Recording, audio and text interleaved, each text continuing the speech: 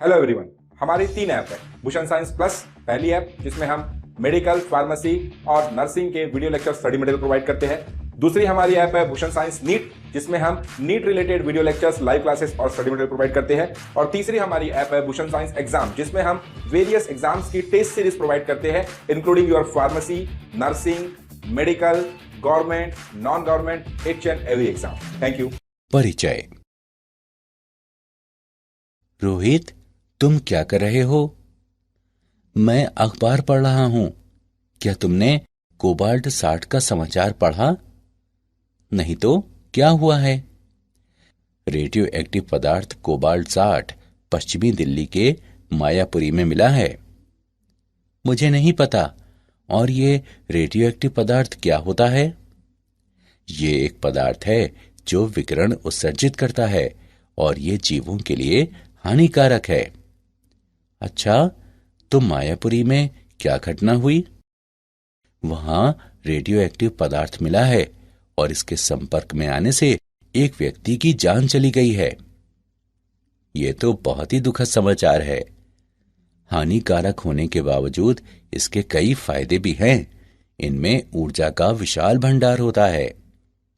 बच्चों, इस पाठ में आप नाभिकीय ऊर्जा उत्पत्ति के बारे में जानकारी हासिल करेंगे।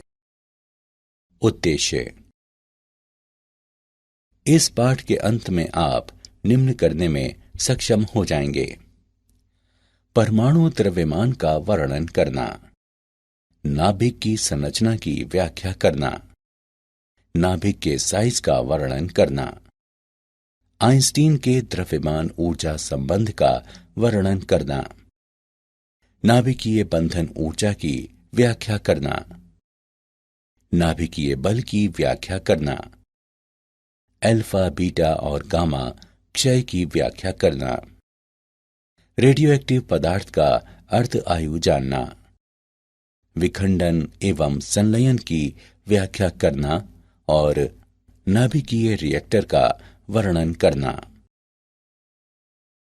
परमाणु द्रव्यमान और नाभिक की संरचना। कार्बन के एक मोल में अणुओं की संख्या 6.02 गुणा 10⁻23 होता है, जो एवागाद्रो संख्या कहलाती है। कार्बन एक परमाणुक तत्व है, इसलिए इसमें कार्बन के 6.02 गुणा 10⁻23 परमाणु हैं। उनका द्रव्यमान 12 ग्राम है। यहाँ कार्बन के एक परमाणु का द्रव्यमान बराबर 12/6.02 गुणा 10⁻23 ग्राम बराबर 12/6.02 गुणा 10⁻26 किलोग्राम। यहाँ एक परमाणु द्रव्यमान इकाई AMU बराबर 1/12 गुणा 12/6.02 गुणा 10⁻26 किलोग्राम है, बराबर 1.6605 गुणा 10⁻⁻27 किलोग्राम है। परमाणु द्रव्यमान को पारंपरिक रूप से परमाणु द्रव्यमान इकाई के रूप में व्यक्त किया जाता है, जो संतृप्त कार्बन परमाणु का द्रव्यमान है, और परिभाषा के अनुसार ये बिल्कुल 12.000 परमाणु द्रव्यमान इकाई है। नाभिक की संरचना। अल्फा किरणों के प्राकीर्णन पर रदरफोर्ड के प्रयोग से हमें पता चलता है कि परमाणु में एक सूक्ष्म कठोर क्रोड केंद्रक होता है। परमाणु का लगभग कुल द्रव्यमान इसी में केंद्रित रहता है। इसी केंद्रीय क्रोड को नाभिक के नाम से जाना जाता है। प्रत्येक परमाणु के नाभिक में मौलिक रूप से 2 तरह के कण, प्रोटॉन और न्यूट्रॉन होते हैं। एकमात्र हाइड्रोजन परमाणु इसका अपवाद है। इस परमाणु के नाभिक में केवल एक प्रोटॉन होता है। किसी परमाणु के नाभिक में प्रोटॉन की कुल संख्या परमाणु के इलेक्ट्रॉनों की कुल संख्या के बराबर होती है। इसलिए परमाणु में वर्तमान कुल ऋण आवेश परमाणु में निहित कुल धन आवेश के बराबर होता है। ये परमाणु को पूर्ण रूप से विद्युत उदासीन बनाता है। नाभिकीय संरचना को इस प्रकार समझा जा सकता है। माना Z परमाणु संख्या बराबर प्रोटॉनों की संख्या, माना N न्यूट्रॉन संख्या बराबर न्यूट्रॉनों की संख्या, माना A द्रव्यमान संख्या बराबर Z प्लस N बराबर प्रोटॉनों और न्यूट्रॉनों की कुल संख्या। नाभिकीय प्रजाति को संकेत चिन्ह द्वारा दर्शाया जा सकता है, जहां X नाभिकीय प्रजाति का चिन्ह है। जब किसी तत्व के परमाणु में परमाणु संख्या Z समान हो लेकिन द्रव्यमान संख्या अलग अलग हो तो वो समस्थानिक कहलाता है। उदाहरण, हाइड्रोजन के समस्थानिक हैं न्यूट्रॉन की खोज। एक चकती A में रेडियो एक्टिव स्रोत पोलोनियम है जिससे A कण निकलता है। B बेरिलियम का लक्ष्य है। A और B दोनों को रिक्त कोष्ठ C में रखा जाता है। बेरिलियम प्लेट दृढ़ किरणें छोड़ता है जो पैराफिन के ब्लॉक पर गिरती हैं और उच्च ऊर्जा प्रोटॉनों को बाहर निकालती हैं। न्यूट्रॉन की उत्पत्ति के लिए नाभिकीय प्रतिक्रिया को इस प्रकार व्यक्त किया जा सकता है। नाभिक का साइज। विभिन्न प्रयोगों से यह स्पष्ट हो गया है कि नाभिक की कोई ठोस और स्पष्ट सीमा नहीं होती है, जबकि त्रिज्या r को इस प्रकार से दर्शाया जा सकता है। r बराबर r0 गुणा a घनमूल, जहां r0 बराबर 1.2 गुणा 10 पर घातांक -15m अचर है जो सभी नाभिक और नाभिकों की द्रव्यमान संख्या A के लिए समान है।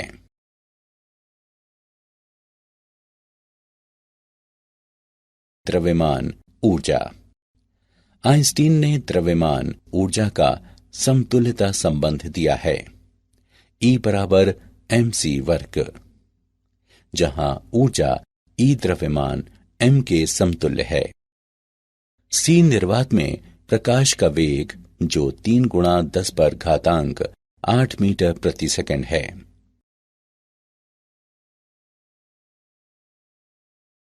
नाभिकीय बंधन ऊर्जा। द्रव्यमान क्षति। यह पाया गया है कि एक दृढ़ नाभिक का द्रव्यमान नाभिक के कुल द्रव्यमान जो प्रोटॉन और न्यूट्रॉन है उससे कम होता है। द्रव्यमान में यह अंतर डेल्टा m द्रव्यमान क्षति कहलाता है और इसे इस प्रकार से दिखाया जा सकता है।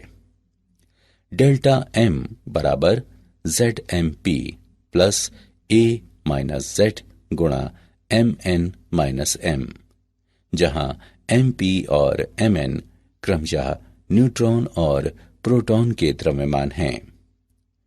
M नाभिक का वास्तविक द्रव्यमान है, A द्रव्यमान संख्या है, Z परमाणु संख्या है। ऊर्जा द्रव्यमान क्षति के समतुल्य है, अर्थात डेल्टा M गुणा वर्ग C नाभिक की बंधन ऊर्जा Eb है। ग्राफ से हम जानते हैं कि प्रति न्यूक्लियॉन बंधन ऊर्जा A के साथ बढ़ती है और इसके बाद महत्तम मान पाने के बाद धीरे धीरे घटने लगती है।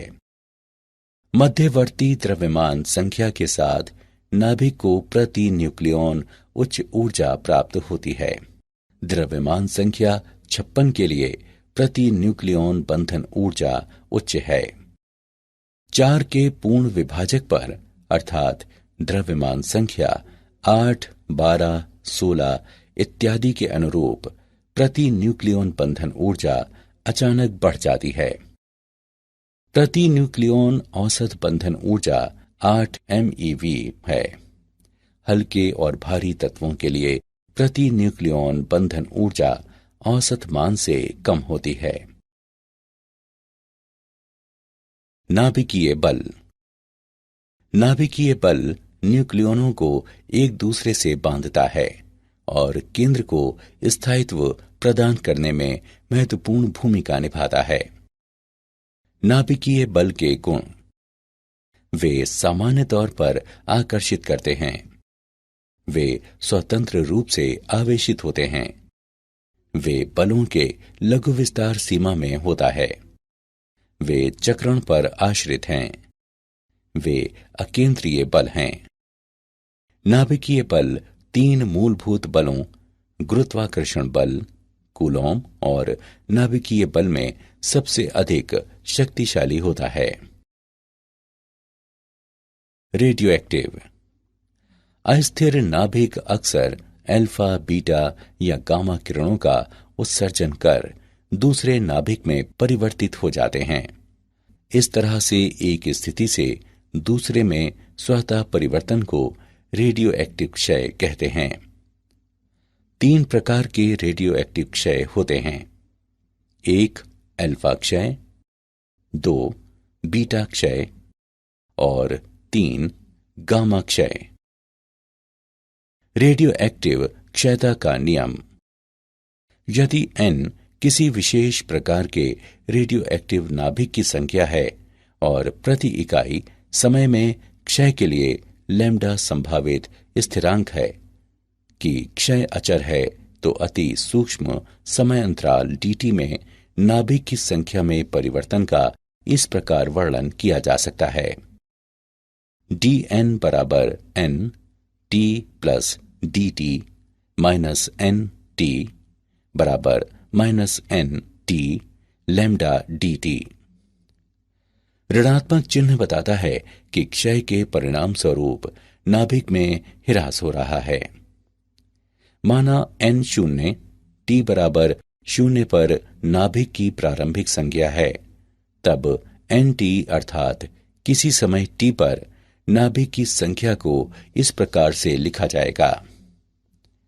nt बराबर n शून्य गुणा e पर घातांक माइनस लैम्ब्डा t। माना r क्षय दर है, जिसका वर्णन इस प्रकार किया जा सकता है। r बराबर माइनस tn बटे dt। इसे समीकरण 1 से चिन्हित करें। समीकरण 1 का अवकलन करने पर हम पाते हैं कि r बराबर लैम्ब्डा n शून्य e पर घातांक माइनस लैम्ब्डा t। माना लैम्ब्डा n शून्य बराबर r शून्य। r बराबर r शून्य e पर घातांक माइनस लैम्ब्डा t। यहाँ t बराबर 0 पर क्षय दर r शून्य है और किसी समय t पर क्षय दर r है। किसी रेडियोएक्टिव तत्व की विघटन दर इसकी रेडियो एक्टिविता अथवा सामान्य सक्रियता कहलाती है। इसे r द्वारा दर्शाया जाता है। सक्रियता को इस प्रकार से व्यक्त किया जा सकता है। r बराबर n लैम्ब्डा। सक्रियता की SI मात्रक बेकेरल है। 1 बेकेरल बराबर 1 BQ बराबर 1 क्षय प्रति सेकेंड। रेडियो एक्टिविता। समय अंतराल t आधा के दौरान आधा नाभिक का जितना नमूना क्षय होता है उसे अर्ध आयु कहते हैं। t आधा बराबर समाकलन 2 बटे लैम्ब्डा बराबर 0.693 बटे लैम्ब्डा। किसी रेडियोएक्टिव पदार्थ की मध्य अथवा औसत आयु टाउ बराबर 1 बटे लैम्ब्डा। उदाहरण: कार्बन का स्थायी समस्थानिक 12 और रेडियो समस्थानिक कार्बन 14 है, जिससे प्राप्त अनुपात 1/1.4 गुणा 10 पर घातांक -12 है। कार्बन 14 का अर्ध आयु 5730 वर्ष है। 1 ग्राम कार्बन नमूने की सक्रियता ज्ञात करें। एवोगाद्रो संख्या बराबर 6 गुणा 10 पर घातांक 23। हल।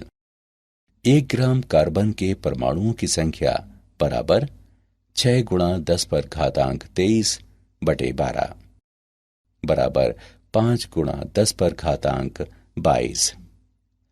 1 ग्राम कार्बन 14 में कार्बन की संख्या 1.4 गुणा 10 पर घातांक -12 गुणा 5 गुणा 10 पर घातांक 22 बराबर 7 गुणा 10 पर घातांक 10। यहां नमूने की सक्रियता R बराबर लैम्डा n बराबर 0.693 बटे T आधा गुणा n बराबर 0.693 गुणा 7 गुणा 10 पर घातांक 10 बटे 5730 गुणे 365 गुणे 24 गुणे 3600 बराबर 0.26 प्रति सेकेंड प्रति ग्राम, यानी लगभग 16 प्रति मिनट प्रति ग्राम। अल्फा क्षय। अल्फा कण हीलियम परमाणु का नाभिक है जिसकी परमाणु संख्या 2 और परमाणु द्रव्यमान 4 है। इसलिए जब रेडियो एक्टिव मूल परमाणु X से कोई अल्फा कण उत्सर्जित होता है तो इसकी परमाणु संख्या 2 कम हो जाती है और परमाणु द्रव्यमान 4 से कम हो जाता है। इसे इस प्रकार से दिखाया जा सकता है।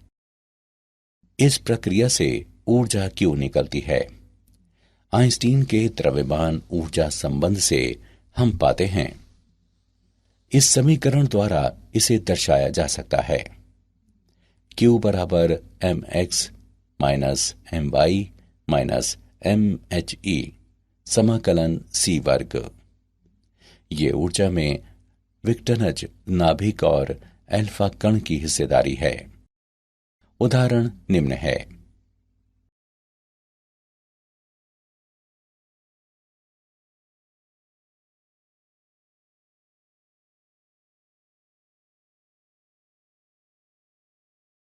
बीटा क्षय।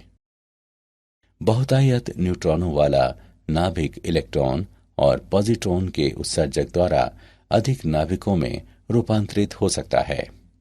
इस प्रक्रिया को बीटा क्षय कहते हैं। बीटा क्षय की प्रक्रिया को इस प्रकार व्यक्त किया जा सकता है। जहां बीटा कण है और एंटी न्यूट्रिनो है।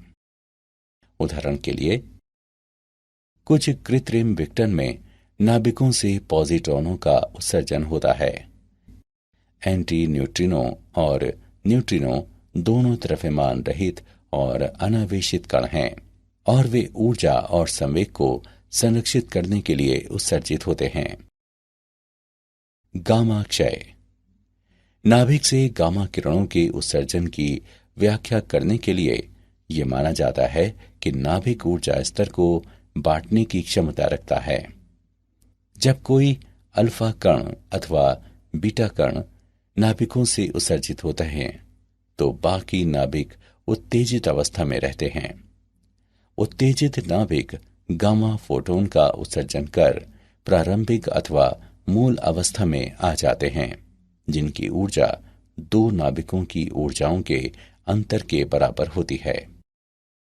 उदाहरण के लिए कोबाल्ट नाभिक जिसकी द्रव्यमान संख्या 60 और परमाणु संख्या 27 है, उत्तेजित अवस्था में द्रव्यमान संख्या 60 और परमाणु संख्या 28 के साथ निकेल नाभिक में रूपांतरित हो जाते हैं। द्रव्यमान संख्या 60 और परमाणु संख्या 28 के साथ उत्तेजित निकेल नाभिक दो क्रमागत गामा फोटोन की ऊर्जाओं 1.17 MeV और 1.33 MeV का उत्सर्जन कर मूल अवस्था में लौट आता है।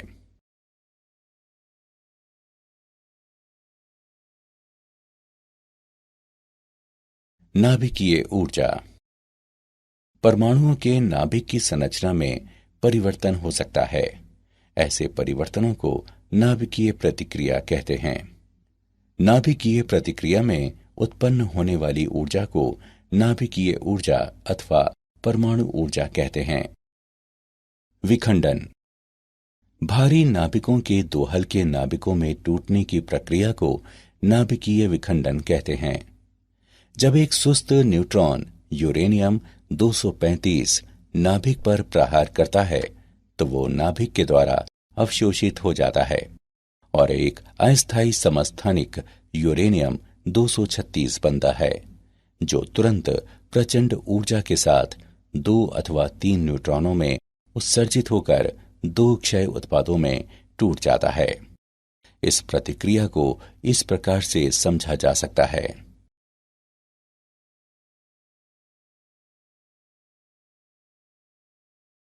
नाभिकीय ऊर्जा।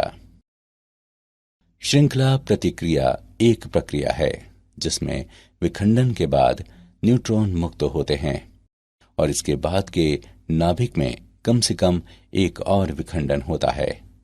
ये नाभिक न्यूट्रॉन उत्पत्ति करता है और इस प्रक्रिया को दोहराता है। यह प्रक्रिया नियंत्रित अथवा अनियंत्रित हो सकती है। नियंत्रित श्रृंखला प्रतिक्रिया। यदि किसी श्रृंखला प्रतिक्रिया को कृत्रिम रूप से इस प्रकार व्यवस्थित किया जाए कि प्रत्येक विखंडन पर 2 अथवा 3 न्यूट्रॉनों की उत्पत्ति हो, तो औसत तौर पर केवल एक न्यूट्रॉन के कारण बाद का विखंडन और इस तरह से विखंडन अचर रहता है। ऐसी परिस्थितियों में श्रृंखला प्रतिक्रिया को नियंत्रित कहा जाता है। अनियंत्रित श्रृंखला प्रतिक्रिया। इस प्रक्रिया में प्रत्येक विखंडन में 2 अथवा 3 न्यूट्रॉनों की उत्पत्ति होती है। औसत तौर पर बाद के विखंडन के लिए एक से अधिक न्यूट्रॉन जिम्मेदार रहते हैं और इस तरह विखंडन प्रक्रिया पर कोई नियंत्रण नहीं रहता है। इस प्रकार ये बहुत तेज प्रतिक्रिया है और इसमें बड़ी मात्रा में ऊर्जा मुक्त होती है और प्रचंड विस्फोट का रूप ले लेती है।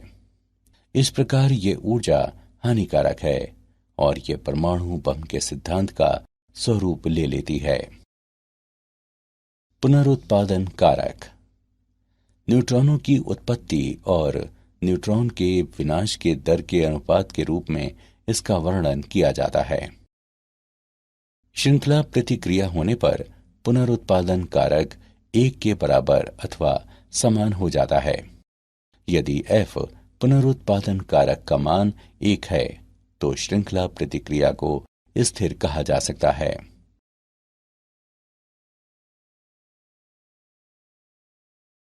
नाभिकीय रिएक्टर।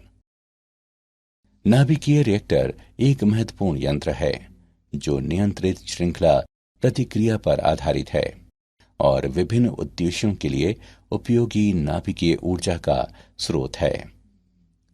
भारी परमाणुओं से बने ईंधन जब टूटते हैं तो न्यूट्रॉन को अवशोषित कर लेते हैं और इसे रिएक्टर के पात्र यानी एक बड़ी टंकी में एक लघु न्यूट्रॉन स्रोत के अनुदिश जमा हो जाते हैं। न्यूट्रॉन श्रृंखला प्रतिक्रिया शुरू करते हैं जहां प्रत्येक परमाणु टूटकर ज्यादा संख्या में न्यूट्रॉन मुक्त करते हैं, जिससे दूसरे परमाणु भी टूटते हैं। जब जब परमाणु टूटता है तो बड़ी मात्रा में ऊर्जा मुक्त करता है और इससे ऊष्मा उत्पन्न होती है। शीतलक के माध्यम से ये ऊष्मा रिएक्टर में चली जाती है, जो सामान्य तौर पर साफ पानी होता है। शीतलक गर्म हो जाता है और ये जनरेटर को घुमाने अथवा शाफ्ट को चलाने के लिए टरबाइन में जाता है। इस तरह से रिएक्टर मौलिक रूप से असाधारण ऊष्मा के स्रोत हैं। प्लूटोनियम का उत्पादन। कुछ तेज न्यूट्रॉन की उत्पत्ति रिएक्टर में यूरेनियम 238 द्वारा अवशोषित होने से होती है। परिणाम स्वरूप अस्थायी समस्थानिक यूरेनियम 239 में परिवर्तित हो जाता है। यूरेनियम 239 बीटा कण उत्सर्जित कर इसे नेपच्यूनियम 239 में परिवर्तित कर देता है, अर्थात नेपट्यूनियम भी बीटा कण उत्सर्जित करता है और स्वाभाविक रूप से प्लूटोनियम 239 में परिवर्तित कर देता है। नाभिकीय संलयन, तारों में ऊर्जा जनन। दो और उससे अधिक हल्के नाभिकों के संयोजन से भारी नाभिकों के बनने की घटना, जिसमें भारी मात्रा में ऊर्जा मुक्त होती है, उसे नाभिकीय संलयन कहते हैं। अब हम ट्रिटियम को बनाने में 2 ड्यूट्रॉन के बारे में विचार करते हैं। ट्रिटियम को इस प्रकार बनाया जा सकता है कि तीसरे ड्यूट्रॉन को मिलाकर अल्फा कण बनाया जा सकता है। अंतिम परिणाम निम्न है। ज्यादातर मुक्त ऊर्जा प्रोटॉनों और न्यूट्रॉनों की गतिज ऊर्जा के रूप में प्राप्त होते हैं। नियंत्रित ताप नाभिकीय संलयन। उच्च तापमान पर परमाणु के नाभिकों में संयोजन कराने से भारी नाभिक की उत्पत्ति होती है और एक साथ भारी मात्रा में ऊर्जा मुक्त होती है। ताप नाभिकीय संलयन सूर्य के क्रोड में ऊर्जा का स्रोत है।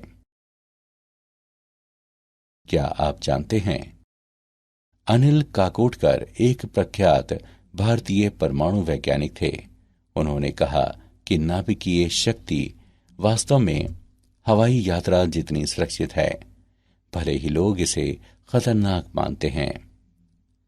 काकोडकर ने यह भी कहा कि कैटास्ट्रॉफी सिंड्रोम, ये शब्द जो परमाणु संयंत्र से जुड़ा है, खासकर उन जन समूहों और सामाजिक कार्यकर्ताओं के लिए आवश्यक है जो भारत में परमाणु शक्ति का विरोध कर रहे हैं। सारांश। आइए हमने जो कुछ सीखा है उसे संक्षेप में दोहराएं। परमाणु द्रव्यमान को पारंपरिक परमाणु द्रव्यमान इकाई में व्यक्त किया गया है। एक परमाणु द्रव्यमान इकाई AMU बराबर 1.6605 गुणा 10⁻⁻27 किलोग्राम। प्रत्येक परमाणु के नाभिक में मौलिक रूप से 2 तरह के कण, प्रोटॉन और न्यूट्रॉन होते हैं। नाभिक की त्रिज्या r को इस प्रकार से दर्शाया जा सकता है, जहां r0 बराबर 1.2 गुणा 10⁻⁻15 m अचर है, जो सभी नाभिक और नाभिकों की द्रव्यमान संख्या a के लिए समान है। आइंस्टीन द्रव्यमान ऊर्जा समतुल्यता संबंध, जहां ऊर्जा E द्रव्यमान m के समतुल्य है। c निर्वात में प्रकाश का वेग है, जो 3 गुणा 10⁸8 मीटर प्रति सेकंड है। स्थायी नाभिक का द्रव्यमान इसके न्यूक्लियॉन के कुल द्रव्यमान से कम होता है। द्रव्यमान में यह अंतर डेल्टा m द्रव्यमान क्षति कहलाता है और इसे इस प्रकार बताया जा सकता है। वह ऊर्जा जो द्रव्यमान क्षति के समतुल्य है, अर्थात डेल्टा m गुणा c वर्ग, नाभिक की बंधन ऊर्जा Eb है। नाभिकीय बल न्यूक्लियनों को एक दूसरे से बांधता है और केंद्र को स्थायित्व प्रदान करने में महत्वपूर्ण भूमिका निभाता है। क्षय दर को इस प्रकार व्यक्त किया जा सकता है। यहाँ t पर क्षय दर r0 बराबर 0 और r समय t पर क्षय दर है। विघटन की दर को सक्रियता कहते हैं। इसे इस प्रकार से व्यक्त किया जा सकता है। सक्रियता का SI मात्रक है बेकेरल।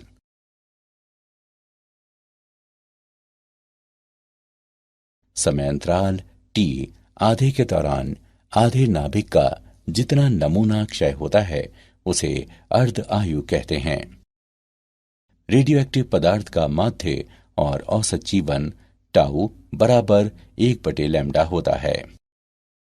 भारी नाभिकों के 2 हल्के नाभिकों में टूटने की प्रक्रिया को नाभिकीय विखंडन कहते हैं।